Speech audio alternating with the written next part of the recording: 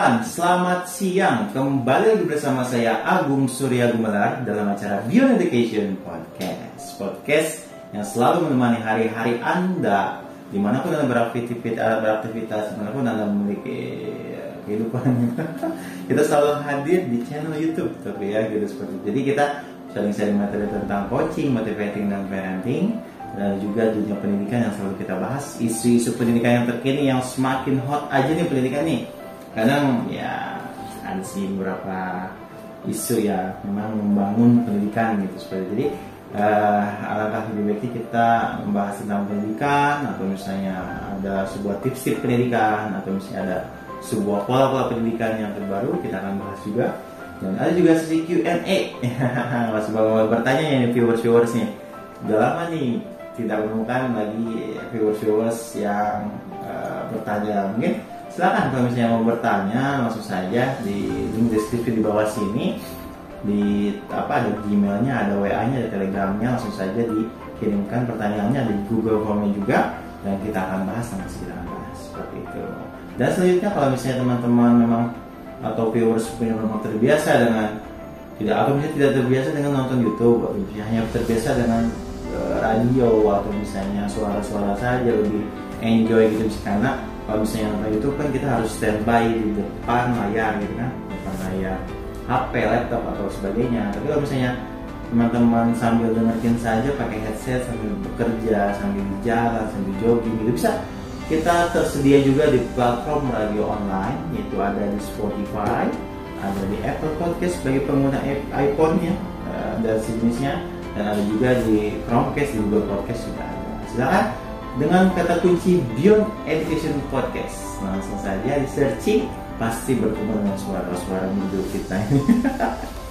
Ya, baik seperti itu. Jadi informasinya silakan langsung saja di searching di radio online maupun di YouTube channel. Dan jika bermanfaat, silakan share ke keluarga, share ke teman-teman terdekat, ke kerabat-kerabat yang membutuhkan, dan mudah-mudahan ini bisa membantu, karena niat kami adalah membuat podcast ini untuk menjadi pelayan dari masyarakat. Ya.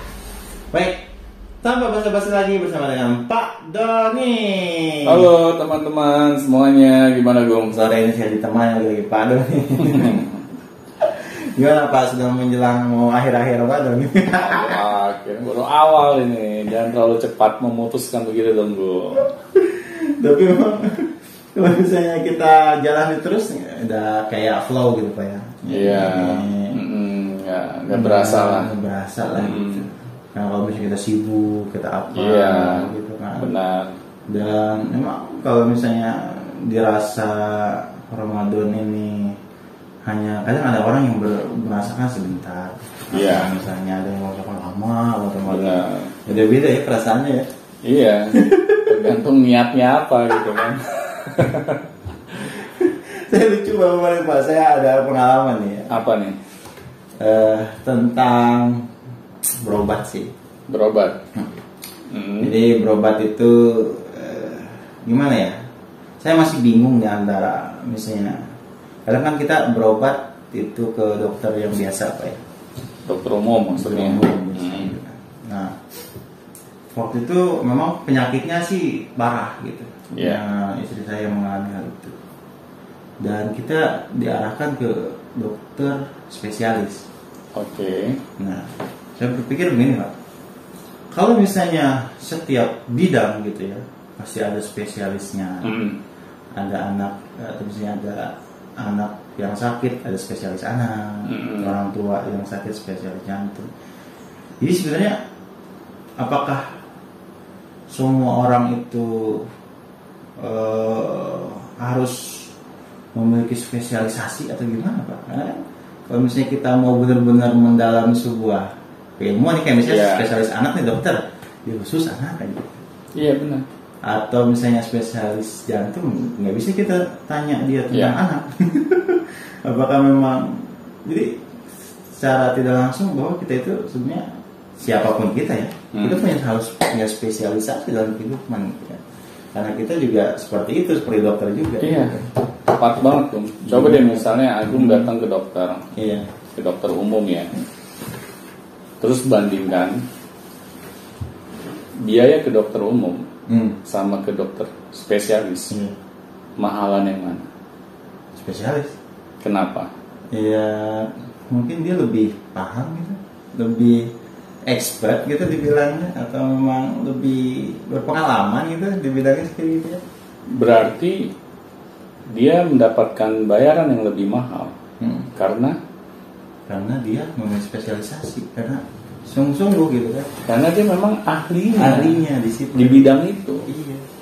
Makanya dia merasa berhak masyarakat membayar dia lebih mahal dibandingkan dokter umum ya, yang tidak jelas spesialisasinya di mana, Bu. Iya, kalau dokter umum notabene kan dia semuanya dipelajari ya. Benar. Saraf, penyakit dalam, terus penyakit kejiwaan. Iya. Kita bisa tanya semuanya itu.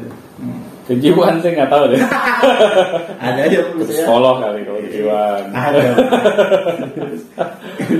Jadi ada aja dokter umum menerima konsultasi kejiwaan sedang ringan, tapi gitu. Tidak keseluruhan. Ya karena kan kalau dokter umum itu dia tidak dalam, ya.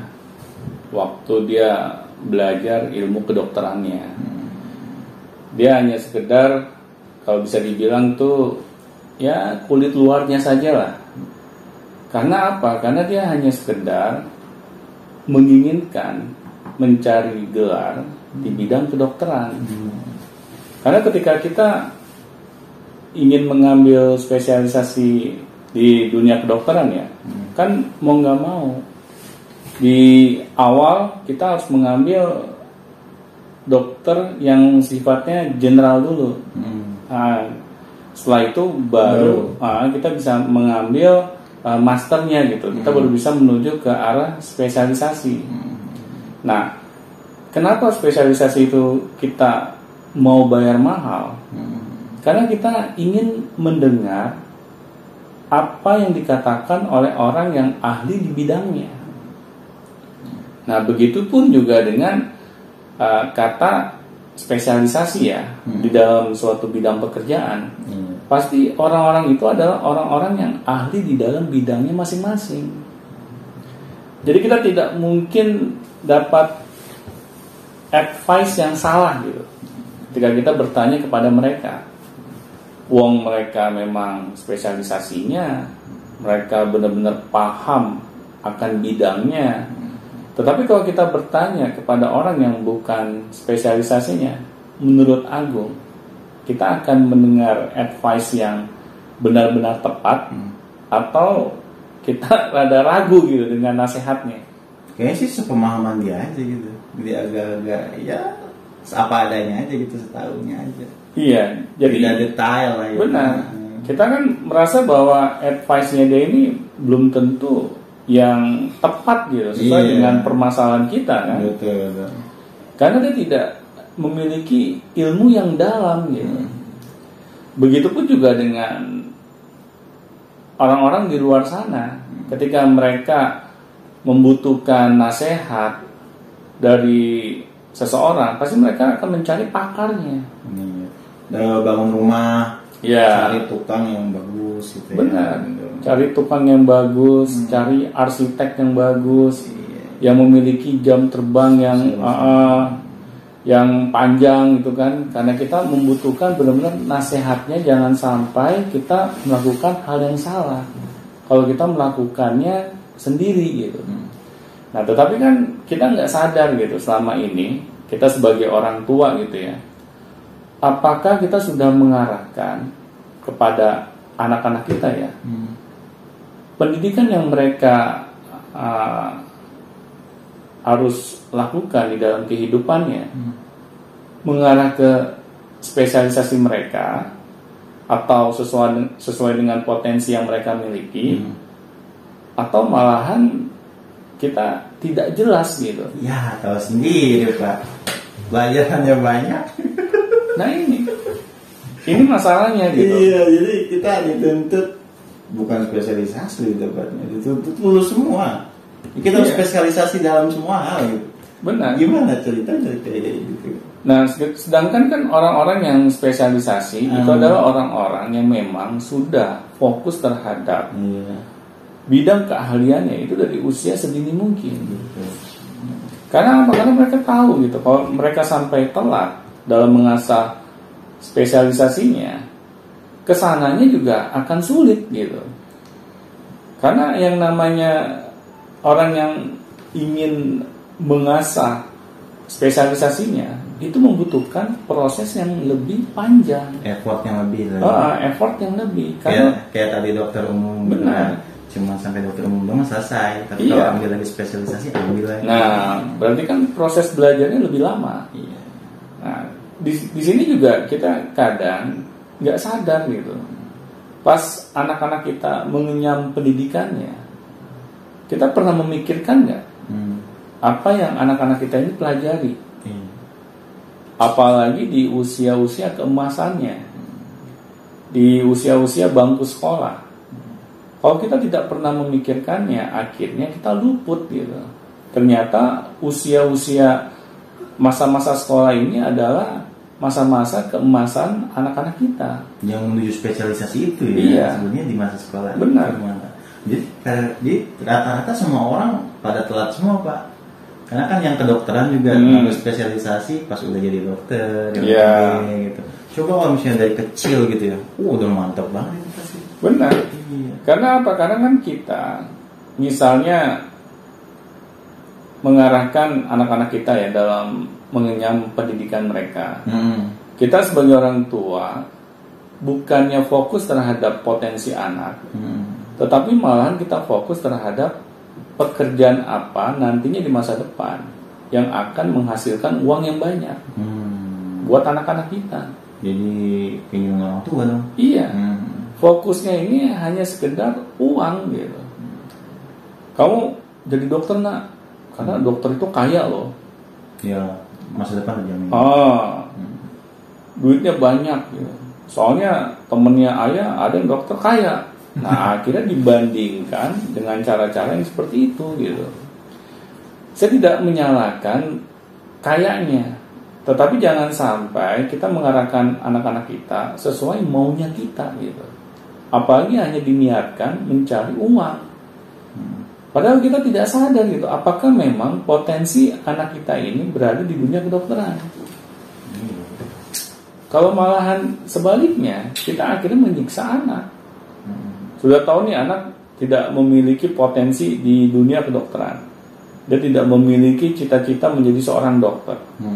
Tetapi karena orang tua punya ambisi gitu kan kepada anak, akhirnya kita paksa anak untuk mengikuti maunya kita. Coba deh kita misalnya ya ini ya memperumpamakan gitu kita sebagai anak tersebut, bagaimana perasaan kita? Ya misalnya kita sukanya musik gitu kan, disuruh hidup, jadi kayak gitu tuh kayak terbunuh spesialisasi kita. Benar. Kayak nggak ada harapan aja gitu dah, ikut aja dengan rasa enak gitu, setengah hati, kadang rasa ngeluh, apalagi nggak semangat gitu. Benar. Berdampak gitu ya. Coba deh bayangkan ketika kita tetap menjalani peran kita seperti itu, yang setengah hati, yang kita tuh sambil ngedumel dalam menjalaninya, bagaimana nanti hasilnya? Bisa nggak kita menjadi dokter yang hebat? Makanya banyak yang dokter jualan. Iya, banyak dokter yang malpraktek. Ya ini akibat apa? Akibat ketika kita menjadi dokter, kita niatnya salah. Kita menjadi dokter itu bukan karena memang memiliki passion gitu kan, senang melihat orang itu sehat gitu misalnya. Kita senang melihat orang itu bisa sembuh dari penyakitnya misalnya. Kita hanya menjadi dokter itu akibat kita melihat orang-orang bisa kaya akibat menjadi dokter. Jadi patokannya hanya uang gitu. Padahal uang itu hanya apa ya? Drive yang sangat lemah gitu. Kalau misalnya selama kita jadi dokter, ternyata kok pas saya jadi dokter sulit banget ya dapat pasien misalnya. Kok pasien ini malahan menghindari saya ya? Larinya kok ke dokter yang lain gitu. kok dokter yang lain pasiennya lebih banyak. Nah ternyata selidik punya selidik, dokter yang banyak pasien ini memang dokter yang passionnya di situ. Iya, bukan yang kayak kita terpaksa jadi dokter. Iya. Ya bagaimana sih kalau kita passion di dalam bidang pekerjaan kita? Mungkin tanpa dibayar aja kita tetap ikhlas gitu menjalani peran kita. Iya, maksudnya ada bayaran dan tidak kita tetap happy. Iya kayak misalnya. Iya. Ya happy aja gitu maksudnya. Ya, contohnya kita jadi pasien gitu ya, kita datang ke dokter yang nggak passion gitu, yang dia tuh hanya ala kadarnya aja melayani kita. Ibu sakit apa? Sakit flu. Sudah berapa lama? 3 hari. Ini obatnya. Kayak iklan. Iya. Ya biasanya kan dokter yang nggak memiliki passion dalam melayani pasiennya juga setengah hati. Dia tidak timbul dari hatinya gitu dalam melayani pasiennya. Seharusnya kan dokter yang benar gitu kan.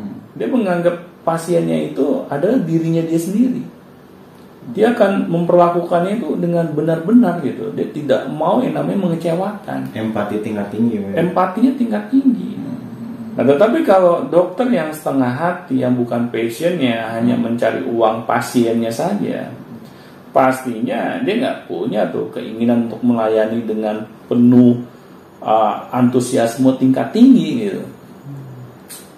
Jadi dalam berbagai bidang pun kalau nggak spesialisasi begitu ya. Pastinya.